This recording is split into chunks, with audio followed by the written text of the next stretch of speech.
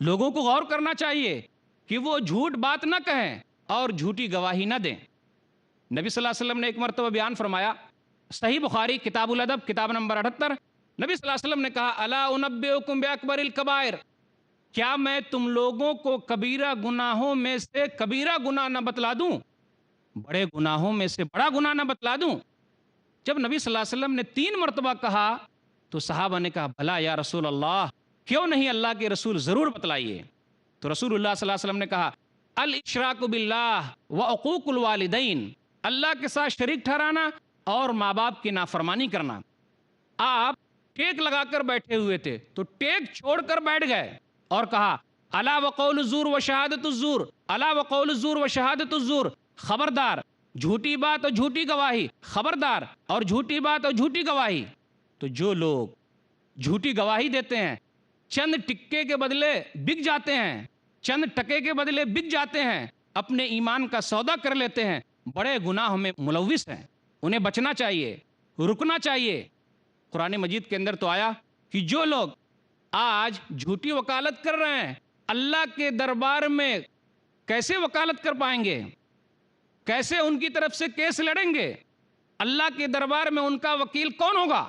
اللہ نے کہا سورہ نساء سورہ نمبر 4 آیت نمبر 109، ہاں انتم ہؤلاء جادلتم عنہم فی الحیاۃ الدنیا فمن یجادل اللہ عنہم یوم القیامہ ام من یکون علیہم وکیلا، یہ وہ لوگ ہیں تم دنیاوی زندگی میں ان کے خلاف بحث و تکرار کرتے تھے، قیامت کے دن اللہ کے دربار میں کون ان کا وکیل ہوگا؟ کوئی وکیل نہیں ہو سکتا۔ جھوٹی گواہی دی گئی، جھوٹی وکالت کی گئی، اور اگر جج صاحب نے ظاہری طور پر فیصلہ سنا دیا، حق کو ناحق بتلا دیا، تو یاد رکھیے سب سے بڑے جج نبی صلی اللہ علیہ وسلم نے کیا کہا ہے؟ کہا اگر میں نے کسی کو فیصلے میں یہ دے دیا کہ وہ دوسرے کا حق ہے تو میں اس کو حق نہیں دے رہا ہوں بلکہ جہنم کا ایک ٹکڑا دے رہا ہوں۔ جج کا فیصلہ بھی حق کو ناحق نہیں کر سکتا۔ جج کا فیصلہ بھی کسی کا اگر حق ہے تو ایسا نہیں کسی کو دلوا دے، ہو ہی نہیں سکتا۔ اگر ظاہری طور پر دے بھی دیا ہے تو یہ جہنم کا ایک ٹکڑا ہے۔ نبی صلی اللہ علیہ وسلم نے کیا کہا؟ صحیح بخاری کتاب الاحکام کتاب نمبر 93 حدیث نمبر 1781، انما انا بشر، میں انسان ہوں، وانہ یاتینی الخصم، اور میرے پاس لڑائی جھگڑے آتے ہیں، فلعل بعضکم من یکون ابلغ من بعض، تم میں سے بعض سے زیادہ چرب زبان ہے، اس کا حق نہیں ہے لیکن زبان کا اتنا تیز ہے کہ اپنا حق ثابت کر رہا ہے، فاحسب انہ صادق، تو میں گمان کرتا ہوں کہ یہ سچا ہے، فاقضی لہ بذالک، تو میں اسی کے مطابق فیصلہ کر دیتا ہوں، فمن قضیت لہ بحق مسلم، اگر میں نے کسی مسلمان کا حق کسی کو دے دیا، فانما ہی قطعۃ من النار، تو گویا کہ جہنم کا ٹکڑا دے رہا ہوں، فلیاخذھا او لیترکھا، تو وہ چاہیے کہ لے لے یا اس کو چھوڑ دے۔ تو یاد رکھیے عدالت کے اندر جھوٹ بولنا، چاہے جھوٹی گواہی دی جائے، جھوٹی وکالت کی جائے یا جھوٹا فیصلہ سنایا جائے، حق نہیں ہو سکتا، یہ ظلم ہے۔ ہمارے معاشرے میں ایک جھوٹ یہ بھی ہے، وہ ہے حکمرانوں کا جھوٹ، سیاست دانوں کا جھوٹ۔ لوگ کہتے ہیں کہ جو جتنے زیادہ جھوٹ بولے اتنا بڑا سیاست دان کہلائے، جھوٹے وعدے کر کے ووٹ حاصل کر لیتے ہیں اور جیت جاتے ہیں۔ یاد رکھیے ملک کے لیے، قوم کے لیے ایسے لوگ خطرہ ہیں۔ اللہ تعالیٰ ان جیسے لوگوں سے بات نہیں کرے گا، قیامت کے دن نظر کرم نہیں کرے گا، ان کا تزکیہ نہیں کرے گا۔ نبی صلی اللہ علیہ وسلم نے ایک حدیث کے اندر ارشاد فرمایا، صحیح مسلم کتاب الایمان کتاب نمبر 1 حدیث نمبر 107، ثلاثۃ لا یکلمہم اللہ یوم القیامہ ولا یزکیہم ولا ینظر الیہم ولہم عذاب علیم، 3 ایسے لوگ ہیں کہ اللہ تعالیٰ ان سے بات نہیں کرے گا، ان کا تزکیہ نہیں کرے گا، ان کی طرف نہیں دیکھے گا قیامت کے دن، اور ان لوگوں کے لیے دردناک عذاب ہے۔ 3 بدنصیب کون ہے؟ شیخ زانن، زنا کرنے والا بوڑھا زانی، وملک کذاب، اور جھوٹا بادشاہ، وعائل مستکبر، اور تکبر کرنے والا فقیر۔ فقیر بھی ہے، محتاج بھی ہے اور تکبر کر رہا ہے، تو اللہ تعالیٰ ایسے لوگوں کی طرف نظر کرم نہیں کرے گا۔ ہمارے معاشرے کا ایک جھوٹ یہ بھی ہے جو بڑے پیمانے پر ہو رہا ہے، وہ ہے کاروبار میں جھوٹ بولنا۔ سامان خرید کر لاتے ہیں، لوگوں سے کہتے ہیں جی میں نے اتنے میں خریدا ہے، اور اس کے لیے قسم کھا لیتے ہیں اور میں آپ کو اتنے ہی میں دے رہا ہوں، میں کچھ بھی کما نہیں رہا ہوں، جبکہ وہ اپنے وعدے میں جھوٹا ہے۔ تو تجارت کے اندر، کاروبار کے اندر دھوکہ دینا عام سی بات ہے۔ لوگ نمازی بھی ہیں ماشاءاللہ، کئی حج کر کے بھی آئے ہیں، لیکن کاروبار میں جھوٹ بولنا جھوٹ سمجھتے ہی نہیں۔ بولے بغیر جھوٹ کے کام کیسے چلے گا، کوئی ہم سے خریدے گا ہی نہیں، اس لیے مجبوری میں تو جھوٹ بولنا ہی پڑتا ہے نا، کیونکہ پیٹ کا سوال ہے۔ نہیں، اگر کاروبار میں جھوٹ بول رہے ہیں اور جھوٹی قسموں کے ذریعے اپنے کاروبار کو پھیلا رہے ہیں تو یاد رکھیے بالکل ہم اور آپ گھاٹے میں ہیں۔ پوچھتے ہیں لوگوں سے کوئی وظیفہ بتلا دیجئے، کوئی دعا بتلا دیجئے تاکہ تنگی جو ہے، پریشانی جو ہے وہ ختم ہو جائے۔ دعاؤں سے کام نہیں چلے گا، تنگی ختم ہونے والی نہیں ہے۔ سامان بہت زیادہ بک رہا ہے لیکن کاروبار میں برکت نہیں ہے، برکت ختم ہو گئی۔ کبھی ہم نے غور کیا ہے کیوں برکت ختم ہوئی ہے؟ کاروبار سے برکت کیوں ختم ہو گئی؟ تجارت سے برکت کیوں ختم ہو گئی؟ کبھی ہم نے غور کیا؟ غور کر لیں اس حدیث پر تو پتا چل جائے گا ٹھیک ہے وہ کیا چیز ہو سکتی ہے۔ مسند احمد جلد نمبر 2 صفحہ نمبر 235، الیمین الکاذبۃ منفقۃ للسلعۃ ممحقۃ للکسب، پھر آگے کہا للبرکہ، کہ جھوٹی قسم کھانا سامان کو رواج دیتا ہے، سامان اس کے ذریعے بہت زیادہ بکتا ہے لیکن برکت جو ہے اس سے ختم ہو جاتی ہے۔ یہ تو جھوٹی قسم کھانے کا انجام ہوا۔ اگر ہم جائز قسم بھی کھاتے ہیں اور زیادہ قسمیں کھا کھا کر اپنے سامان کو بیچ رہے ہیں تو ہم نقصان میں ہیں۔ نبی صلی اللہ علیہ وسلم نے تو یہاں تک کہا، صحیح مسلم کتاب المساقات کتاب نمبر 22 حدیث نمبر 1606، الحلف، قسم کھانا، منفقۃ للسلعہ ممحقۃ للربح، آدمی اگر قسم کھاتا ہے تو سامان بہت زیادہ بکتا ہے لیکن برکت اس سے ختم ہو جاتی ہے۔ اگر ہم اور آپ دھوکہ دے کر کوئی کام کر رہے ہیں تو ہم اور آپ بالکل گھاٹے میں ہیں۔ اپنی دکان پر ہم نے لکھ دیا ہے صحیح وزن دیکھ کر لیجئے گا، اور اسی کے نیچے ہم جب تولتے ہیں تو ڈنڈی مار رہے ہیں، دھوکہ دے رہے ہیں۔ کبھی کبھی ایسا بھی ہوتا ہے ہمارے پاس مال ہے لیکن وہ مال خراب ہو گیا تو کرتے کیا ہیں، خراب مال کو اچھے مال میں گھسا دیتے ہیں، خراب مال کو اچھے مال میں داخل کر دیتے ہیں۔ جی میں کتنا بڑا تاجر ہوں، میں نے کس طریقے سے چونا لگا دیا۔ اگر ہم اور آپ ایسا کرتے ہیں تو تجارت سے برکت ختم ہو جاتی ہے۔ نبی صلی اللہ علیہ وسلم کی حدیث سنیے کہ جو لوگ ایسا کرتے ہیں وہ بالکل دھوکہ دے رہے ہیں۔ صحیح مسلم کتاب الایمان کتاب نمبر 1 حدیث نمبر 102، نبی صلی اللہ علیہ وسلم کا گزر ہوا ایک غلے کے ڈھیر سے۔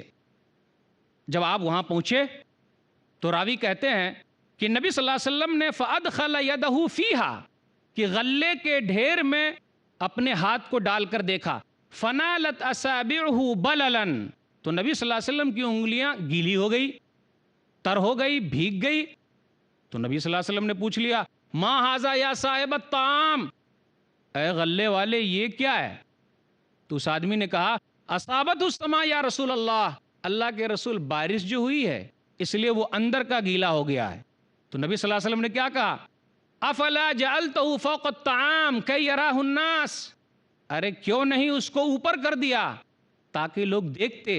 آگے نبی نے کہا من غش فلیس منی، جس نے دھوکہ دیا وہ مجھ میں سے نہیں ہے۔ اس لیے ہم اور آپ غور کریں، اگر کاروبار میں ہم اور آپ ایسا کر رہے ہیں تو ہم بالکل گھاٹے میں ہیں، ہم دھوکہ دینے والوں میں شامل ہیں، ہماری برکت ختم ہو جائے گی اور قیامت کے دن اللہ تعالی ہم لوگوں پر نظر کرم نہیں کرے گا۔ ایک حدیث میں نبی صلی اللہ علیہ وسلم نے کہا، صحیح مسلم کتاب الایمان کتاب نمبر 1 حدیث نمبر 106، ثلاثۃ لا یکلمہم اللہ یوم القیامہ، 3 ایسے لوگ ہیں کہ اللہ ان کی طرف نہیں دیکھے گا، ولا ینظر الیہم، اللہ ان سے بات نہیں کرے گا، ان کی طرف نہیں دیکھے گا، ولا یزکیہم، اور ان کا تزکیہ نہیں کرے گا، ولہم عذاب علیم، اور ان لوگوں کے لیے دردناک عذاب ہے۔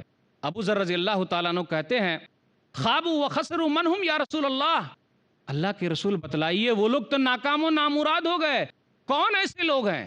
3 لوگ وہ کون ہیں؟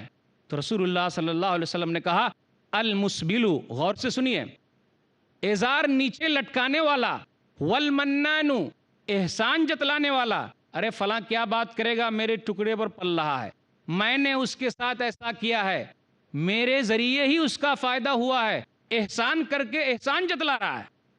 اور نبی صلی اللہ علیہ وسلم نے کہا والمنفق سلعته بالحلف الكاذب، اور سامان کو جھوٹی قسم کے ذریعے رواج دینے والا، اللہ تعالیٰ ان لوگوں کی طرف نظر کرم نہیں کرے گا۔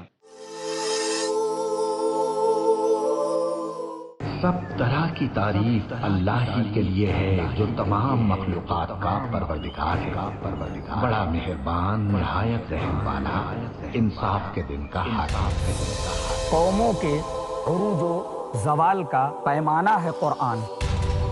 اے پروردگار، ہم تیری ہی عبادت کرتے ہیں اور تجھی سے مدد مانگتے ہیں۔ انسان کو انسان بنانا ہے مقصود قرآن۔ ہم کو سیدھے رستے چلا، ان لوگوں کے رستے جن پر تو اپنا فضل و کرم کرتا رہا، نہ ان کے جن پر غصے ہوتا رہا، اور نہ گمراہوں کی۔ عالم دنیا، عالم برزخ، عالم آخرت، ان تینوں مراحل میں کامیابی سے ہمکنار کرنے والا ہے قرآن۔ الف لام میم۔ قرآن سے تعلق کیسے قائم کریں یہ جاننے کے لیے دیکھیے ہمارا پروگرام فیضان کتاب و سنت، صرف پیس ٹی وی اردو پر۔ حاصل کیجئے وہ تعلیم جو انسانیت کے لیے ہے باعث ہدایت۔ فیضان کتاب و سنت، ہر بدھ رات 11:30 بجے اور دوبارہ صبح 6 بجے انڈیا میں پیس ٹی وی اردو پر۔ Dialogue, discussion, debate, rebuttal, conclusion. Eliminate misconceptions about religion. Get enlightened. Witness Dr. Zakir Naik in a battle of words in Crossfire. ہر اتوار رات 8:30 بجے اور دوبارہ صبح 8:30 بجے انڈیا میں پیس ٹی وی اردو پر۔ کب، کہاں، کیسے نازل ہوا قرآن؟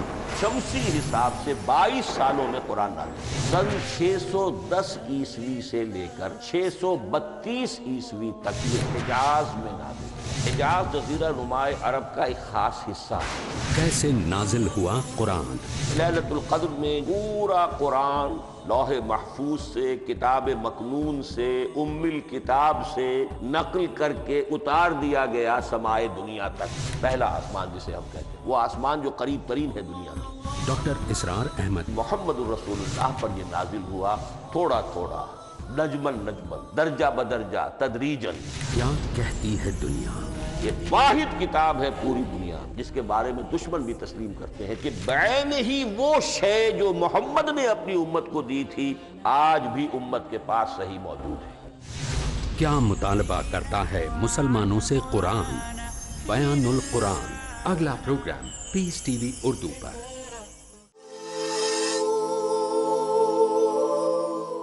ہمارے معاشرے کا جھوٹ اور سب سے بڑا جھوٹ اللہ تعالیٰ پر جھوٹ باندھنا ہے۔ اللہ تعالیٰ نے جو باتیں نہیں کہی ہے وہ باتیں اللہ تعالیٰ کی طرف منسوب کی جائیں۔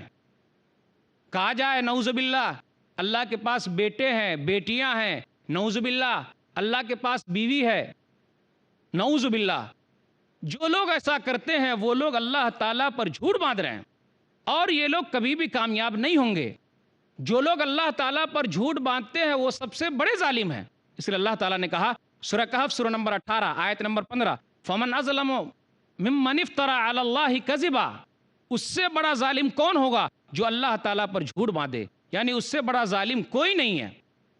سورہ یونس سورہ نمبر 10 آیت نمبر 68 اور آیت نمبر 69 میں اللہ نے کہا قالوا اتخذ اللہ ولدا، ان لوگوں نے اللہ کے لیے لڑکا بنا لیا، سبحانہ، اس کی ذات پاک ہے، هو الغنی، وہ بے نیاز ہے، لہو ما فی السماوات و ما فی الارض، آسمانوں میں زمین میں تمام چیزیں اللہ ہی کے لیے ہے، ان عندکم من سلطان بہذا، کیا تمہارے پاس کوئی دلیل ہے؟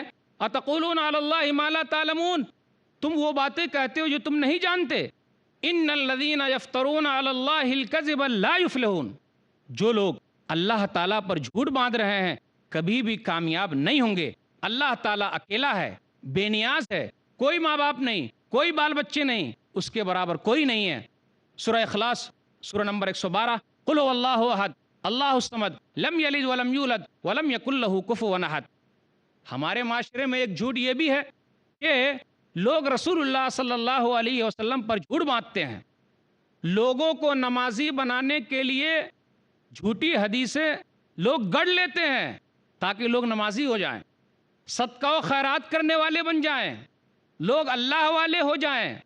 جھوٹی حدیثیں بیان کی جا رہی ہے، لوگ حدیثیں گڑھ گڑھ کر بیان کرتے ہیں اور رسول اللہ صلی اللہ علیہ وسلم کی طرف منسوب کرتے ہیں، سچی حدیثوں کو چھپا لیتے ہیں، سچ باتیں بیان نہیں کرتے لیکن جھوٹی باتوں کا رواج دے رہے ہیں، جھوٹی باتیں بیان کر رہے ہیں۔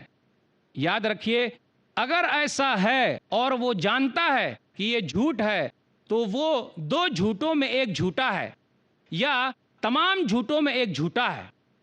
نبی صلی اللہ علیہ وسلم کی ایک حدیث صحیح مسلم مقدمہ باب نمبر 1 من حدث انی بحدیث یرا انہ کذب فہو احد الکاذبین فہو احد الکاذبین۔ نبی صلی اللہ علیہ وسلم نے کہا جس نے میری طرف سے کوئی بات بیان کی اور وہ جانتا ہے کہ یہ بات جھوٹی ہے تو وہ دو جھوٹوں میں ایک جھوٹا ہے یا جھوٹوں میں ایک جھوٹا ہے۔ صحابہ کرام بہت احتیاط کرتے تھے۔ ایک صحابی کے بارے میں آیا، زبیر رضی اللہ تعالیٰ عنہ ہیں، جب ان کے بیٹے عبداللہ نے کہا ابو جان آپ دوسرے صحابہ کی طرح حدیثیں بیان نہیں کرتے، کیوں نہیں بیان کر رہے ہیں؟ بیٹا میں حدیثیں جانتا ہوں، میں نے رسول اللہ صلی اللہ علیہ وسلم سے حدیثیں سنی ہیں، لیکن میں نے نبی صلی اللہ علیہ وسلم سے یہ حدیث بھی سنی ہے۔ صحیح بخاری کتاب العلم کتاب نمبر 3 حدیث نمبر 107 من کذب علی فلیتبوأ مقعدہ من النار، جس نے مجھ پر جھوٹ باندھا تو وہ اپنا ٹھکانہ جہنم میں کر لے۔ دوسری اور روایت میں بھی ہے متعمدن، جس نے جان بوجھ کر جھوٹ باندھا اس کا ٹھکانہ جہنم ہے۔ تو لوگ کیوں نہیں ڈرتے؟ سچی باتیں بیان کرنی ہے۔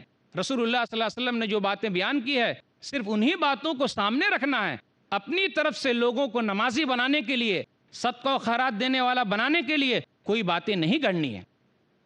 ہمارے معاشرے میں یہ بھی جھوٹ ہے اور بڑھتا جا رہا ہے، میڈیا کا جھوٹ بولنا، اسلام کے خلاف، مسلمانوں کے خلاف پوری دنیا میں جو پروپیگنڈا کیا جا رہا ہے، بدنام کیا جا رہا ہے، اس میں میڈیا کا بہت بڑا ہاتھ ہے۔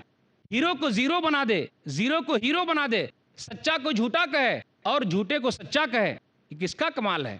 میڈیا کا کمال ہے۔ لوگ جو پروپیگنڈا کر رہے ہیں انہیں ڈرنا چاہیے، اگر نہیں ڈرتے ہیں تو ان کا انجام برا ہونے والا ہے۔ مدینہ کے اندر کچھ لوگ ایسے تھے نبی صلی اللہ علیہ وسلم کے دور میں جو مسلمانوں کے خلاف پروپیگنڈا کرتے رہتے تھے، تو اللہ تعالیٰ نے وہ آیت اتار دی، سورہ احزاب سورہ نمبر 33 آیت نمبر 60 لَإِن لَّمْ يَنْتَهِ الْمُنَافِقُونَ وَالَّذِينَ فِي قُلُوبِهِم مَّرَضٌ وَالْمُرْجِفُونَ فِي الْمَدِينَةِ لَنُغْرِيَنَّكَ بِهِمْ ثُمَّ لَا يُجَاوِرُونَكَ فِيهَا إِلَّا قَلِيلًا۔ منافق اور جن کے دلوں میں بیماری ہے اور مدینہ کے اندر پروپیگنڈا کرنے والے لوگ باز نہیں آئے تو ہم آپ کو ان پر مسلط کر دیں گے اور وہ لوگ آپ کے پاس چند دن ہی رہ پائیں گے، آپ کے اڑوس پڑوس میں چند دن ہی رہیں گے اور ان کا خاتمہ ہو جائے گا۔ اس لیے میڈیا کی ذمہ داری یہ ہے کہ حق کو حق کہے، جھوٹ کو جھوٹ کہے، ہیرو کو زیرو نہ بنائے، زیرو کو ہیرو نہ بنائے، بلکہ جو حقیقت ہے اس کو واضح کر دے، کیونکہ یہ آج کل پوری دنیا کے اندر خبر کو پھیلانے کے لیے بہت بڑا ذریعہ ہے، بہت بڑا آلہ ہے۔ ہمارے معاشرے میں ایک جھوٹ یہ بھی ہے جو جھوٹ بڑھتا جا رہا ہے لیکن ہم اس کو جھوٹ سمجھنے کے لیے تیار نہیں ہیں، وہ ہے بچوں کے ساتھ جھوٹ بولنا۔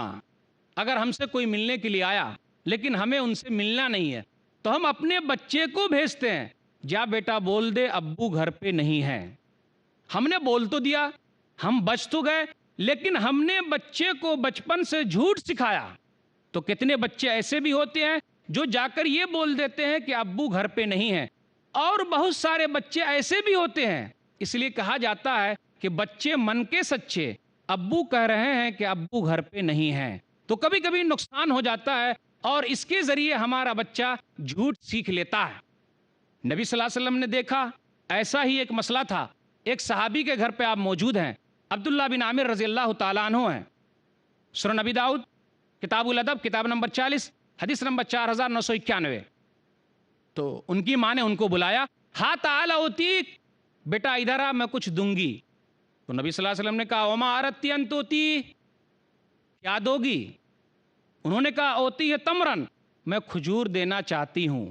غور کرنے کا مقام ہے، بہت ساری مائیں بلاتی ہیں، بہت سارے باپ بلاتے ہیں، لیکن آگے نبی نے کہا اما انکی لو لم توتیہ شیئا کتبت علیکی کذبہ، اگر تو نہیں دیتی تو یہی ایک جھوٹ لکھا جاتا۔ اس لیے ضروری ہے کہ ہم اپنے بچوں کے ساتھ سچ بولیں تاکہ آگے چل کر یہ سچے رہیں۔ ہمارے معاشرے میں ایک جھوٹ یہ بھی ہے، وہ ہے مذاق میں جھوٹ بولنا، اور ہم نے مذاق میں جھوٹ بولنے کو جائز سمجھ لیا ہے۔ کس طریقے سے ہم لوگوں کو بیوقوف بناتے جا رہے ہیں، کس طریقے سے لوگوں کو پریشان کر رہے ہیں۔ آج مارچ کی 28 تاریخ ہے 2010، 3 دن کے بعد ایک تاریخ آنے والی ہے جس دن میں ہمارا کام ہی ہوگا لوگوں کو بیوقوف بنانا۔ کون سی تاریخ ہے وہ؟ اپریل کی 1 تاریخ، اور اس میں کیا کریں گے؟ جتنا زیادہ جو بیوقوف بنا سکتا ہے بناتا رہے۔ جھوٹ کا ایک ذریعہ کس کے ذریعے پھیلا رہے ہیں؟ فون کر کے بول دیا فلاں جگہ پہ آپ کے بیٹے کا ایکسیڈنٹ ہو گیا ہے، فلاں ہاسپٹل میں وہ پہنچایا جا رہا ہے، آپ بھی وہاں پہنچیے۔ آدمی پریشان ہو جاتا ہے، گھر والے پریشان ہو جاتے ہیں، جب وہاں پہنچتے ہیں تو وہ چیز ہے ہی نہیں۔ فون پر کہہ دیا جاتا ہے کہ فلاں رشتہ دار کا آپ کے انتقال ہو گیا، اسرائیل کے حوالے کر دیتے، انتقال ہو گیا۔ جب کرتے ہیں ادھر ادھر جاتے ہیں تو ارے کچھ ہوا ہی نہیں۔ تو کتنی مرتبہ لوگوں کو پریشان کیا جا رہا ہے۔ کبھی ایسا بھی ہوتا ہے کسی دکاندار کے پاس آتے، جی اتنے مال تیار کر کے رکھیے شام میں ہم لے جائیں گے۔ شام میں بیچارہ تیار کر کے رکھتا ہے لیکن کوئی لینے کے لیے نہیں آتا، تو جب کیلنڈر پر نظر پڑتی ہے تو پتہ چلتا ہے اپریل کی یہ 1 تاریخ ہے، اور وہ اپریل فول کے نام سے جو چیز مشہور ہے اس کے ذریعے ان کو بیوقوف بنایا گیا ہے۔ لطیفے بیان کیے جا رہے ہیں، جھوٹے قصے کہانیاں بیان کی جا رہی ہیں تاکہ لوگوں کو ہنسایا جائے۔ بالکل نہیں، ہلاکت ہے، ہلاکت ہے، ہلاکت ہے۔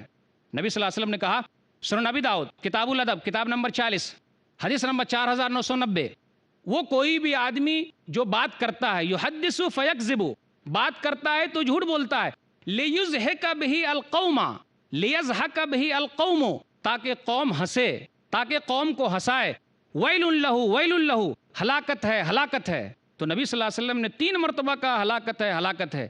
اور جو کوئی بھی آدمی مذاق میں جھوٹ چھوڑ دیتا ہے، نہیں بولتا ہے، تو نبی صلی اللہ علیہ وسلم کہتے ہیں کہ جنت کے بیچ میں ان کے لیے ایک گھر کا ضامن ہوں، میں گواہی دیتا ہوں کہ جنت میں اس کے لیے ایک گھر ہے۔ سنن نبی داؤد کتاب الادب کتاب نمبر 40 حدیث نمبر 4800۔ اگر کوئی آدمی مذاق میں بھی جھوٹ بولنا چھوڑ دیتا ہے تو جنت کے بیچ میں اس کے لیے گھر ہے۔ اب یہاں میں یہ بتانا چاہتا ہوں کہ ہم لوگ سوچ رہے ہوں گے کیا جی اسلام کے اندر مذاق کرنا ہی غلط ہے کیا؟ نہیں، مذاق کرنا صحیح ہے، اسلام خشک مذہب نہیں ہے، لیکن مذاق میں جھوٹ بولنا یہ غلط ہے۔ نبی صلی اللہ علیہ وسلم نے بھی مذاق کیا ہے۔ سنن نبی داؤد کتاب الادب کتاب نمبر 40 حدیث نمبر 4990، ایک آدمی نبی صلی اللہ علیہ وسلم کے پاس آیا اور کہا احملنی یا رسول اللہ، اللہ کے رسول مجھے ایک سواری کے لیے کوئی جانور دے دیجئے۔ انا حاملوک علی ولد ناقہ، میں تجھے اونٹ کا بچہ دوں گا۔ نبی صلی اللہ علیہ وسلم نے یہ کہا وما اصنع بولد الناقہ، اللہ کے رسول بچہ لے کر میں کیا کروں گا؟ مجھے تو ایک اونٹ چاہیے، مجھ کو اس پر سواری کرنی ہے، مجھے جانا ہے، میں بچہ لے کر کیا کروں گا؟ تو نبی صلی اللہ علیہ وسلم نے کہا وَهَلْ تَلِدُ الْإِبِلَ إِلَّا النُّوقُ، ہر اونٹ تو بچہ ہی ہوتا ہے. اسی طرح ایک اور حدیث مشکات کے اندر، حدیث نمبر 4888، کتاب الادب کتاب نمبر 25، ایک بڑھیا نبی صلی اللہ علیہ وسلم کے پاس آئی مسئلہ پوچھنے کے لیے کہ وہ جنت میں جائے گی. تو نبی صلی اللہ علیہ وسلم نے کہا بڑھیا جنت میں نہیں جائے گی. اب وہ گھبرا گئی. پھر نبی صلی اللہ علیہ وسلم نے 2 آیتیں پڑھی، سورہ واقعہ سورہ نمبر 56 آیت نمبر 35 اور 36، انا انشاناہن انشاء فجعلناہن ابکارا، کہ ہم وہاں تو جوان بنا دیں گے اور ہم عمر بنا دیں گے. پھر نبی صلی اللہ علیہ وسلم نے کہا کہ جتنی بھی عورت جنت میں جائے گی وہ جوان ہو کے جائے گی، بوڑھی ہو کر نہیں جائے گی بلکہ جوان ہو کے جائے گی. تو نبی صلی اللہ علیہ وسلم نے مذاق کیا.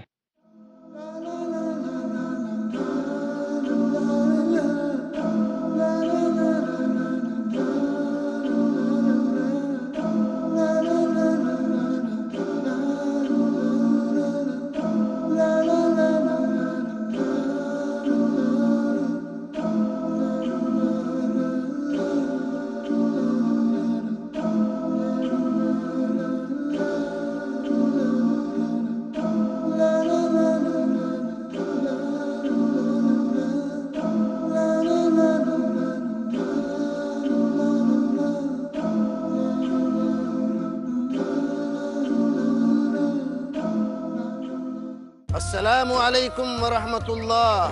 میں شیخ رضا اللہ عبد الکریم مدنی اور آپ دیکھ رہے ہیں پیس ٹی وی اردو.